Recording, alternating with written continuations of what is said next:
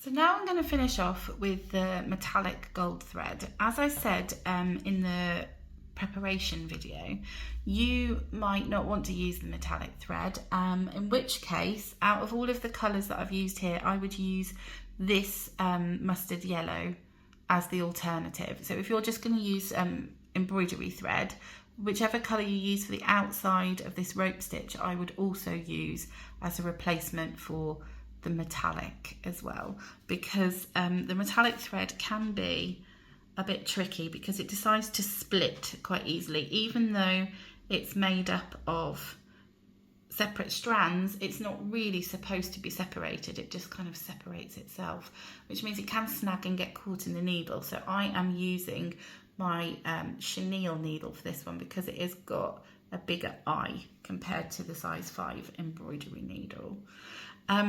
So with the metallic, with this one, what we're going to do, this is looking lovely already, but it definitely needs something to make it pop, which I think the mustardy yellow on here and the little shimmer of gold does. So what we're going to be doing is some straight stitches from inside the detached chain stitch towards the centre, all the way around, and then a French knot in the middle.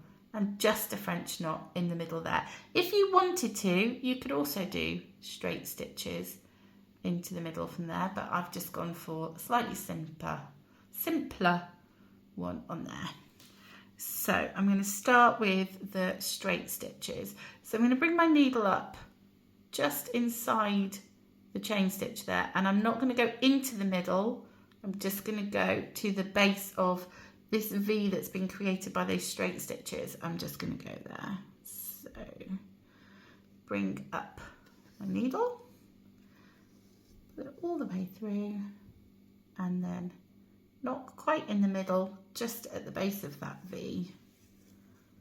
And again, not pulling too tight, and then it's just a little bit raised. It just adds a little bit of sparkle, which I think is nice. I always like a little bit of sparkle. Now that I've done all the straight stitches around the edge, I'm going to do a French knot in the middle, which can be tricky for two reasons, because you've got all those stitches there, but also because this metallic thread is a pain. But I'm going to do my best to put a French knot right in the centre. So I'm going to pull my... If it doesn't go to plan, I will show you how I managed to fix it, because being perfectly honest, lots of these French knots that this one didn't go to plan at all. And because this, if you're using metallic thread, it's quite thin, you're going to need to wrap it around your needle a few times. So I'm going to do 4 times around my needle. 1, 3, 4. Oops. 1, 2, 3, 4.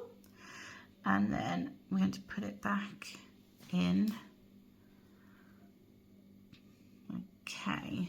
And that is a good point to see this kind of size of the French knot that you're going to end up with. So if you change your mind at that point, you can pull it out before you've done anything. Right. So I am keeping this quite taut here because it is tricky and it's slippy. Okay. And pull. You see it's bunching up and it's coming up. That's not what we want. So I'm going to push it down with my thumb. And it's looped around there. That's not what we need. Okay. Pulling it, pulling it, pulling it. Want to make sure it stays quite flat. Oh, look at that.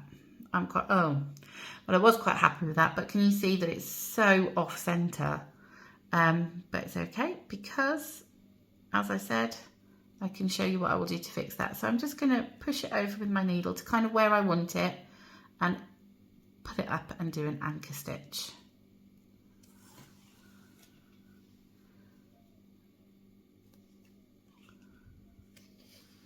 There we go. And that is,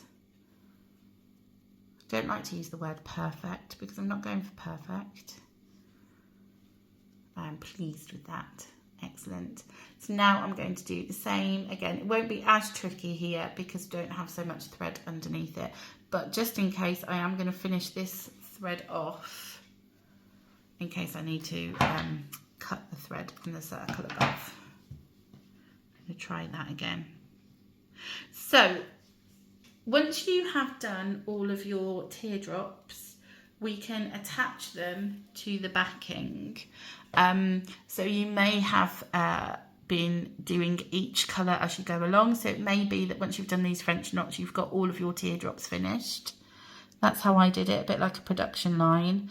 Or it could be that you've just finished one and you need to go back and do the other 5. But the next video is going to be all about how to attach, applique the felt teardrop to the felt backing. Whoops. Oh dear. Oh, there we go. There we go. Now just secure it at the back with a little stitch. So once you are ready and you have got 6 of these, whoops, 6 of these, then we can start attaching them to the segments to make up our pincushion.